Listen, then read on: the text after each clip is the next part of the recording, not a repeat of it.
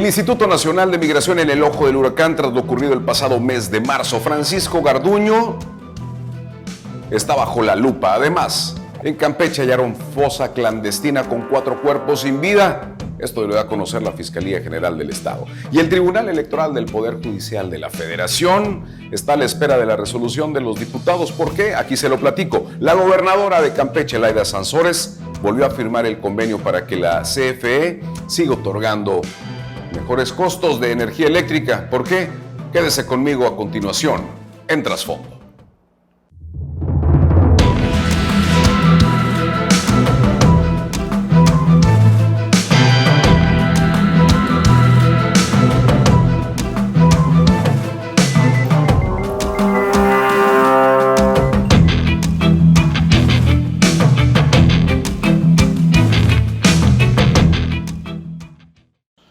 Bienvenido a la edición número 13 de Trasfondo. Lo que está ocurriendo a nivel nacional pone en el ojo del huracán una vez más a nuestro querido México. Y la nota la sigue dando el Instituto Nacional de Migración, el INAMI, antes INM, después de lo ocurrido el pasado mes de marzo, allá en Ciudad Juárez. ¿Recuerda usted? 40 migrantes murieron calcinados en un centro de resguardo para migrantes después de que comenzó un incendio de colchonetas en protesta para ser liberados porque aseguran que los tienen hacinados. Sin embargo, la migración continúa para buscar el sueño americano y México pasó de ser un lugar de paso para convertirse ya en refugio de migrantes provenientes de Centro y Sudamérica e incluso ya también de África, lo que eleva las alertas hacia el estado de Chihuahua y por supuesto también hasta el vecino país del norte. ¿Por qué digo el estado de Chihuahua? Porque ahí es donde se concentra ahora gran cantidad de migrantes. El gobierno mexicano, ¿qué es lo que está haciendo en este tema? Esto tiene mucho trasfondo porque la migración no es un tema actual. Lo que sí es actual es la permisión de esta administración que encabeza el presidente Andrés Manuel López Obrador para que todos los migrantes tengan puertas abiertas. Se acordará de la invitación precisamente del presidente para que pasen los migrantes. Incluso se les dieron tarjetas de trabajo, les ofrecieron muchas cosas que ni a muchos mexicanos nos habían dado, muchas facilidades. Y no es malo, esto habla de un presidente con gran calidad humana, pero también de una gran responsabilidad por parte de las autoridades mexicanas que en este caso han fallado y fallado mucho. Y lo ocurrido el pasado 28 de marzo deja muy en duda si el trabajo en el INAMI estaba bien o estaba mal.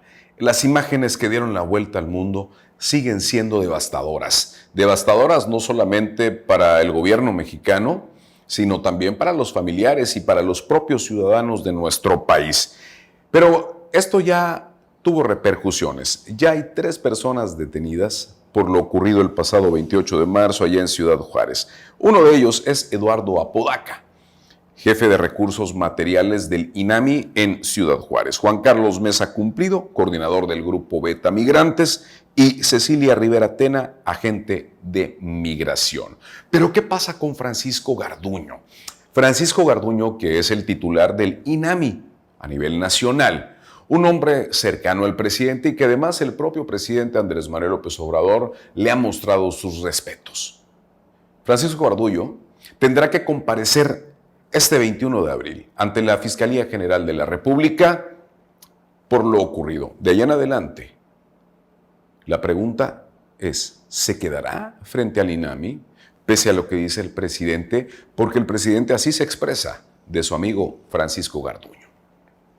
Pues es bueno su trabajo en general, siempre ha tenido un buen desempeño, lo conozco desde hace muchos años, ha trabajado conmigo.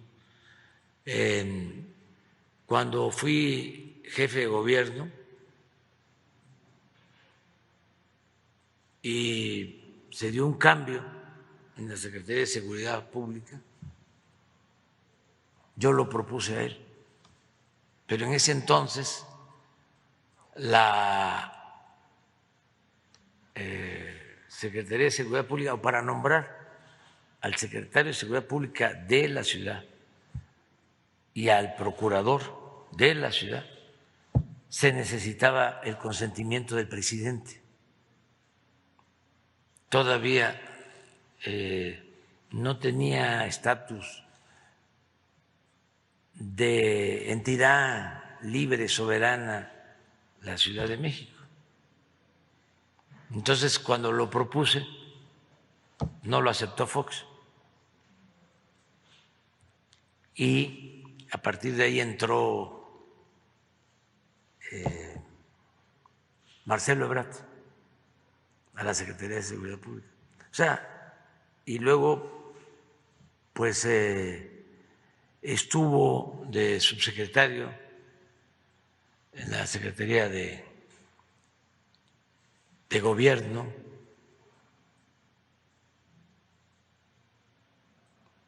y lo nombré de Migración, y es una gente recta, trabajadora, pero ahora sucede esta desgracia y el criterio de nosotros, lo que he fijado como conducta es no proteger a nadie si está de por medio la posibilidad de que hayan cometido una irregularidad o un delito. Ya lo dice el presidente, es un hombre al que conoce muy bien, le tiene mucha confianza y fue Vicente Fox Quesada el que no le permitió al entonces jefe de gobierno, Andrés Manuel López Obrador, poner a Francisco Garduño al frente de una dependencia. Otra vez sale el nombre de Vicente Fox Quesada de la boca del presidente López Obrador.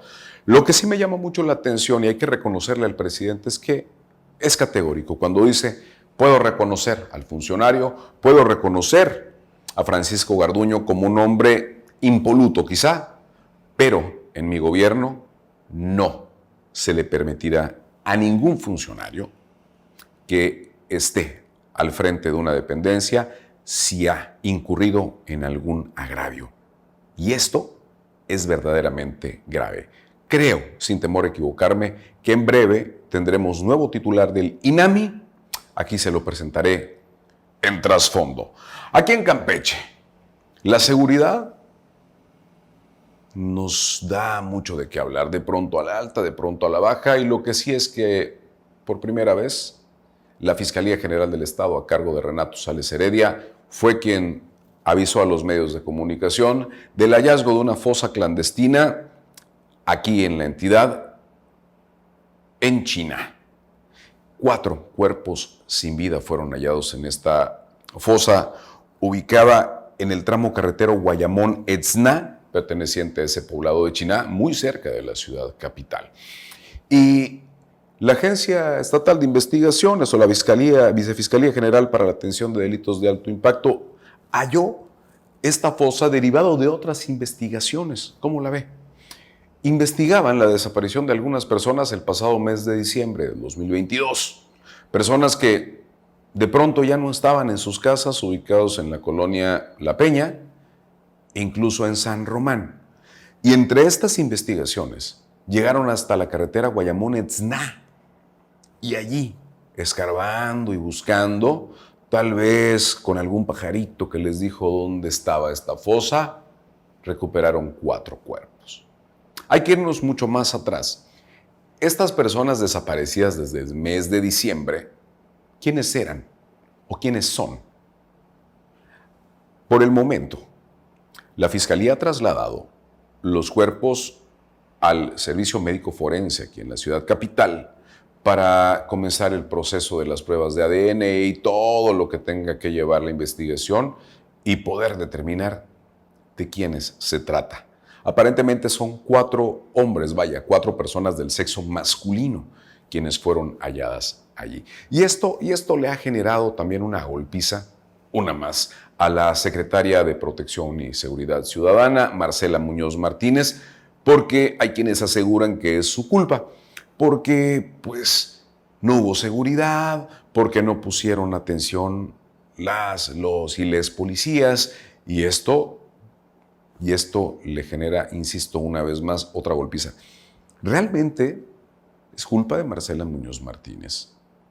Estas 4 personas no habrán estado coludidas en algún grupo delictivo, porque al menos la colonia La Peña se sabe que es foco rojo. Durante los últimos 2 años ha habido cateos muy importantes por el tema de narcomenudeo. Y hay quienes aseguran que el narcomenudeo allí, pues ya no es menudeo, ya es mayoreo. Y aunque la Secretaría de Protección y Seguridad Ciudadana tiene entre su encargo la labor de prevención, el tema va más allá de la Secretaría Estatal. Tiene que haber trabajo conjunto con el gobierno federal. Entonces basta también la pregunta de qué están haciendo las autoridades federales, como la Fiscalía General de la República, en torno a esto, o cómo está la coordinación en este tema. Porque si bien nos vuelve a levantar la alarma el hallazgo de la Fiscalía General del Estado, tampoco es como para tirarle toda la bronca a Marcela Muñoz Martínez. Tampoco es como para decir que los policías no están haciendo su trabajo.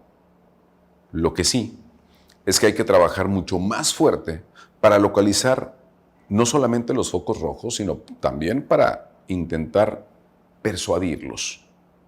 Y en su caso, si así fuera, la chamba de la policía es acabarlos. Pero también recordemos que los grupos criminales son muy grandes. Otro tema pudiera ser, dicen otras personas, los agiotistas. Algunos que no recibieron su lana, se desquitaron, se cobraron a lo chino y fueron a eliminar las pruebas hacia otros lados.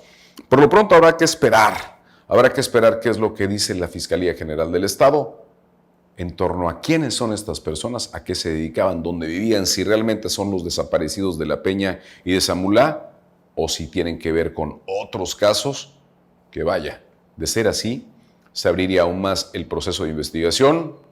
Qué bueno que la Fiscalía está haciendo su trabajo y también la Policía Estatal. En donde no están haciendo su trabajo, al menos todavía están viendo qué onda es en la Cámara de Diputados. Hay una pelea por el Tribunal Electoral del Poder Judicial de la Federación. Mire, en el Congreso de la Unión, allá en San Lázaro, están discutiendo los diputados de casi todos los partidos políticos unas reformas al Tribunal Electoral del Poder Judicial de la Federación. Pues, ¿qué es lo que buscan realmente?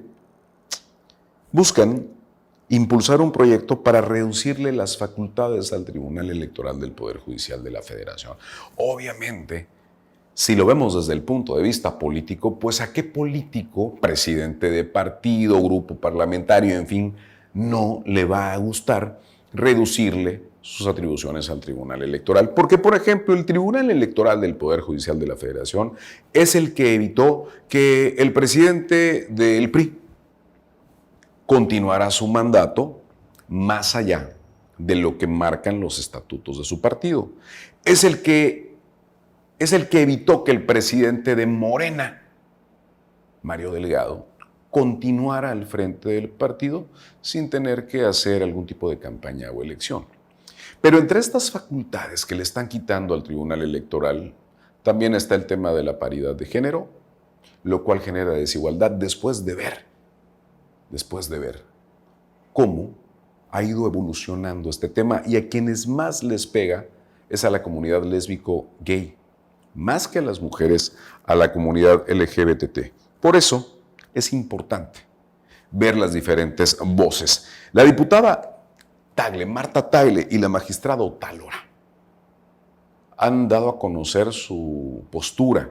Dicen que en caso de aprobarse estas reformas, sería un retroceso para las mujeres, sería un retroceso para la vida política del país, pero sobre todo habría mucha injerencia por parte del poder legislativo sobre el poder Judicial, porque recordemos que el Tribunal Electoral del Poder Judicial pertenece a un poder aparte.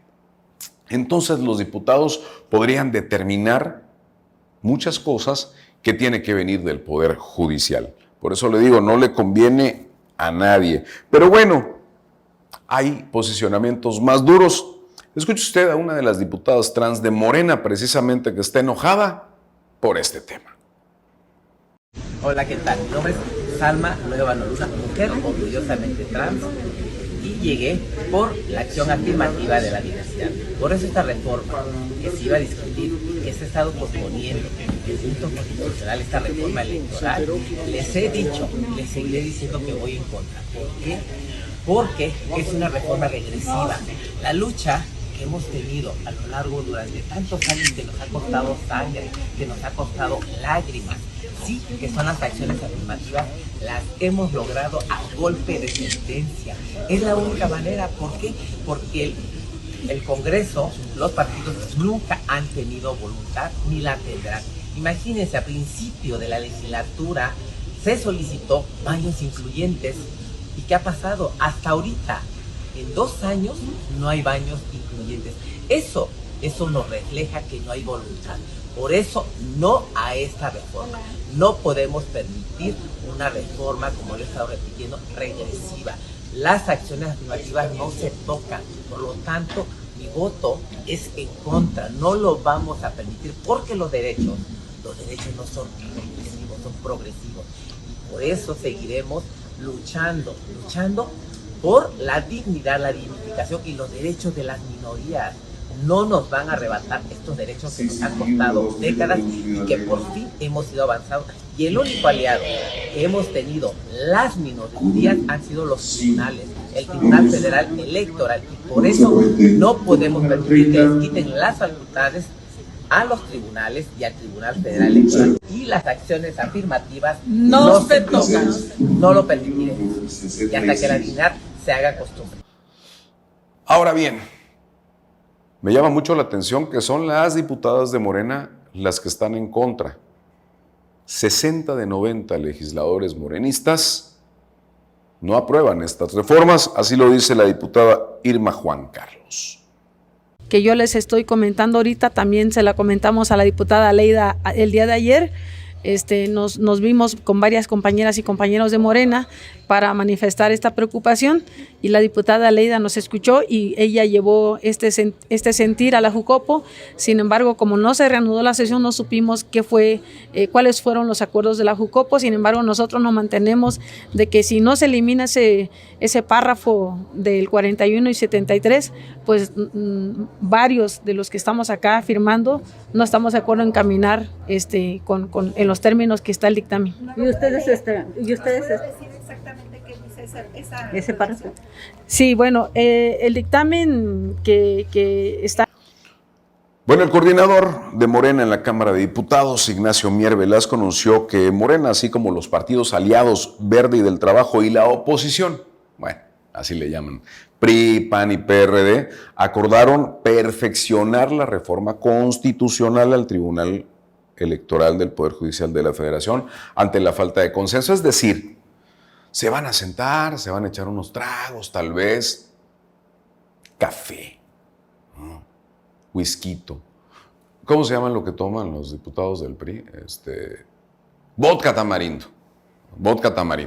Y de allí, pues ya van a decir, ¿saben qué? Vamos a votar o vamos a quitar, mira, que no afecten a estos, que no afecten al otro. Pero al final, esta mentada oposición, hay una foto muy bonita que le voy a presentar ahorita donde se ve ahí a todos los priistas, panistas, que le llaman oposición, de esos que ya sabemos que luego se acercan ciertos secretarios y les dicen, y se acabó la oposición. Bueno, se van a sentar todavía a consensuar esta situación para ver si realmente echan para adelante o para atrás. Porque estos comunicados que han enviado, por ejemplo, el presidente nacional del PRI o el del PAN, en torno a que vamos a analizar o no vamos a tocar nada que dañe, no dice nada. No están diciendo vamos a echar para atrás esta reforma constitucional, como lo hicieron con la reforma eléctrica, o vamos a apoyarla, como lo hicieron con otras reformas. ¿Se acuerda? No, aquí simplemente dice, no, preferimos mejor no hablar del tema. Y mientras que abran la caja de Pandora, a ver con qué nos mantienen entretenidos para que esto salga por la madrugada. Quizá lo que sí es que por primera vez hay una oposición muy férrea dentro del propio partido Movimiento Regeneración Nacional. Y esto es lo que tiene que trabajar muchísimo el diputado Mier, porque si no, su propia bancada es la que le va a decir no. Y aguas, digo, 60 de 90 diputados, tal vez no es mucho, digo, al menos de Morena, pero ya son 90 que están en contra. Y así poco a poco se va cayendo. Yo quisiera ver realmente si la oposición lo es, porque de resto, aunque muchos presuman, vean esta fuerte oposición que hay, no la hay. Solamente están buscando a ver qué es lo que sacan. Y aquí en Campeche, ¿qué es lo que sacamos? Hablando de ser enérgicos, hablando de ser oposición. Bueno, hace unos años, hace 4 años, el gobierno del PRI firmó un convenio con la Comisión Federal de Electricidad en ese momento para reducir las tarifas de energía eléctrica en al menos 3 municipios de la frontera sur. Me refiero a Carmen, Candelaria y Palizada. Pero en esta ocasión la gobernadora Laida Elena Sansores San Román firmó un convenio para que sea en los 13 municipios del estado. Esto a fin de apoyar a 319,919 usuarios con el 50% de su consumo eléctrico. Este convenio fue con la Comisión Federal de Electricidad y vale la pena mencionarlo porque fue la propia gobernadora, Laida Sansores San Román, quien reconoció que hace 4 años este convenio inició con el gobierno anterior. Vaya, eso es un punto a favor. Nunca dijo, lo iniciamos nosotros. No, reconoció y eso es un punto a favor, insisto. Pero lo que también hay que aplaudirle es que no solamente es ahora para estos 3 municipios, sino para los 13 municipios del estado, siempre y cuando no nos pasemos de rosca con el consumo. El gobierno estatal aportará 71.7 millones de pesos en el periodo que comprende del 1 de abril al 30 de septiembre de este año, cantidad superior a la invertida durante el periodo anterior. Este convenio fue signado por la gobernadora y José Antonio Aguirre Leiva, el responsable de la CFE para este tema, y aplicará un apoyo especial a usuarios domésticos de suministro básico que se encuentran en los rangos de consumo promedio por cada municipio. Aquí es importante que usted, yo y todos sepamos cuál es el rango promedio, porque luego hay quienes dicen, no, pues como va a bajar la energía eléctrica, ahí me voy corriendo a comprar mi aire acondicionado a 50 meses sin intereses, lo pongo, lo prendo todo el día y cuando les llegue el recibo les rompen el alma. Y entonces, antes acusaron al gobierno pasado de que no les cumplió y ahora van a querer acusar al gobierno actual, cuando la realidad es que también nosotros tenemos que poner de nuestra parte. Gracias por acompañarme en este episodio de Trasfondo. Nos vemos la próxima semana.